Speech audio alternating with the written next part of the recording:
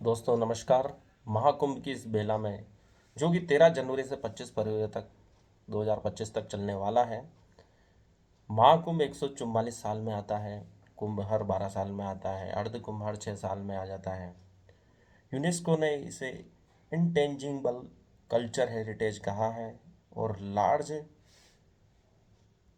बड़ी संख्या में इकट्ठा होने वाला लार्ज गैदरिंग के रूप में इसे नामांकित किया है। यह हमारे लिए बहुत बड़ी उपलब्धि है। अंतरिक्ष से दिखने वाली भारी विशाल संख्या, इससे आर्थिक सामाजिक लाभ होता है, आध्यात्मिक लाभ होता है और हम उस अवस्था में पहुंच जाते हैं जहाँ ऋषि मुनि ध्यान करते थे, सफलता को प्राप्त करते थे।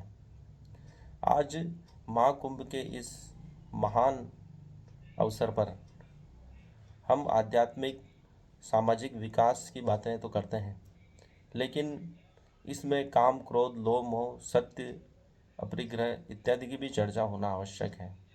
सत्य के लिए संघर्ष की बात है, अपरिग्रह के लिए गांधी जी ने भी कहा था। तो ये वही मूल्य है जो हमें महाकुंभ की इस बेला में जागृत करने हैं। कोई त्याग करता है, कोई तपस्या करता है, कोई हठ योग करता है।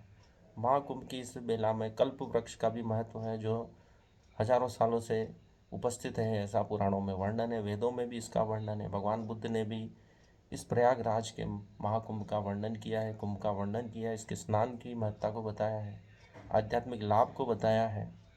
कहा जाता है कि अकबर भी इस महाकुंभ में आया था, कुंभ में आया था और उन्होंने यहाँ का जन समूह देखा था और वह आश्चर्यचकित हुए थे। अंग्रेजों ने भी इस कुंभ को देखा और यहाँ से आर्थिक लाभ प्राप्त करने के लिए टैक्स लगाया। अकबर ने भी टैक्स लगाया। इस प्रकार कुंभ से जुड़ी हुई कई कथाएं हैं।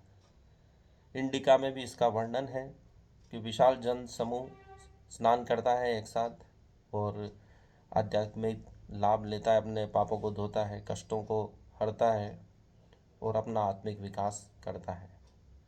सत्य के लिए संघर्ष हमें सिखाता है। कृष्ण दुर्योधन से अपमानित होकर भी सत्य का साथ नहीं छोड़ा। चाणक्य का अपमान नंद ने किया, लेकिन उन्होंने सत्य का साथ नहीं छोड़ा। इसी प्रकार ये मानवीय मूल्य हैं जो हमें सिखाते हैं कि हम ज़्यादा संग्रह न करें। गांधी जी ने एक वस्त्र से पूरा जीवन बिता दिया और त्याग की प्रतिमूर्ति बने। त्याग का महत्व है हम ज़्यादा संसाधन अपने पास न रखें, ताकि प्रकृति हमें उपहार देती रहे और हर मानव को वे साधन मिल सकें। इसका प्रयास गांधी जी ने हमें सिखाया। और कुंभ में तपस्वी हठ योग करते हैं, तो हमें तपस्या का भी महत्व कुंभ के द्वारा देखने को मिलता है कि कुछ हठ योगी हाथ को ऊपर किए हुए हैं, कुछ निराहार हैं, कुछ फल का ही सेवन करते हैं, कुछ दूध का ही सेवन करते हैं, किसी ने बहुत विशाल व्रत ले रखे हैं, सिर पर 45 किलो का वजन धारण किए हुए हैं। विश्व कल्याण मानव कल्याण के लिए वो कार्य कर रहे हैं। इनसे हमें प्रेरणा मिलती है कि किसी भी लक्ष्य को प्राप्त करने के लिए कठोर परिश्रम की आवश्यकता होती है, सही योजना की आवश्यकता होती है। मैं अकेला ही काफ़ी हूँ सत्य के लिए, ये प्रेरणा मिलती है। संघर्ष की प्रेरणा मिलती है। खुद की रिस्पेक्ट करना हमको सिखाते हैं। हम अपने आप का सम्मान करें, दूसरों का भी करें। यदि हम अपने आप का सम्मान नहीं करेंगे तो दूसरे भी हमारा सम्मान नहीं करेंगे। हमारी अच्छी भावनाएं, हमारे श्रेष्ठ विचार, हमारे जो सुंदर कार्य हैं उनका स्मरण रखें, अपने ऊपर विश्वास रखें, अपने आप को दीनहीन न समझें। यह महाकुंभ सिखाता है। हर व्यक्ति का वहाँ महत्व है। इसलिए महाकुंभ में हमें ऐसे संत दिखाई देते हैं जो बहुत प्रसिद्ध हो रहे हैं, क्योंकि उन्होंने स्वयं का सम्मान किया, अपने विश्वासों पर दृढ़ रहे। और इस महाकुंभ में हमें उनके दर्शन हो रहे हैं और उनके दर्शन लाभ से मानवता धन्य हो रही है। पूरा विश्व समुदाय विभिन्न कोनों से आकर इस अमृत पान का लाभ ले रहा है। इस अमृत बेला में जहाँ अमृत गिरा था, सभी अमृतमय होकर दीर्घायु हों, स्वास्थ्य लाभ करें, चिरंजीवी हों और अपने विचारों को शुद्धता को प्राप्त करें, स्वास्थ्य को प्राप्त करें। और इस महाकुंभ की बेला में वे सब बुराइयां छोड़ दें जिनसे मानवता कलंकित हो रही है।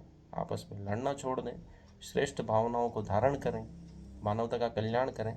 हम बदलेंगे, युग बदलेगा की भावना को लेकर आएँ और समाज का कल्याण करें, अपना आपका कल्याण करें, अपने कर्तव्य का पालन करें। यह शिक्षा हमें महाकुंभ देता है।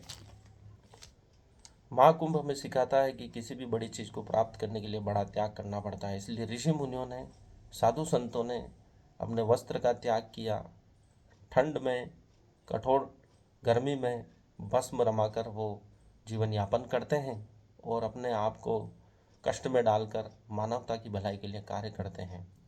इस महाकुंभ में विभिन्न संतों का दर्शन हमें एक साथ होता है। ये एक बहुत बड़ी बात है। इतने महासंत ऋषि मुनि एक साथ दर्शन बहुत दुर्लभ होता है, क्योंकि महाकुंभ ही ऐसी बेला है जब सब पृथ्वी के समस्त ऋषि मुनि और दिव्य आत्माएं यहाँ पधारती हैं। ये हमारा सौभाग्य है कि जीवन में हमें यह महाकुंभ देखने का अवसर मिला है, क्योंकि 144 साल में एक बार यह आता है और उसके बाद 144 साल और लगेंगे उसके दर्शन करने के लिए। जब तक कौन सी पीढ़ी उसका दर्शन करेगी, दूसरी पीढ़ी आ जाएगी। और क्योंकि 800 साल से इसका लिखित इतिहास है और ऋग्वेदों में भी इसका वर्णन है, तो यह बहुत प्राचीन परंपरा है। देवताओं के संघर्ष, देवताओं और राक्षसों के संघर्ष से उत्पन्न हुआ यह महाकुंभ। 12 दिन तक देवता और राक्षस संघर्ष करते रहे। उनका एक दिन 1 वर्ष के बराबर होता है, इसलिए 12 साल में यह कुंभ आता है और महाकुंभ 144 साल में आता है, जिसका महत्व पूरी मानव जाति के लिए शुभ हो, कल्याणकारी हो।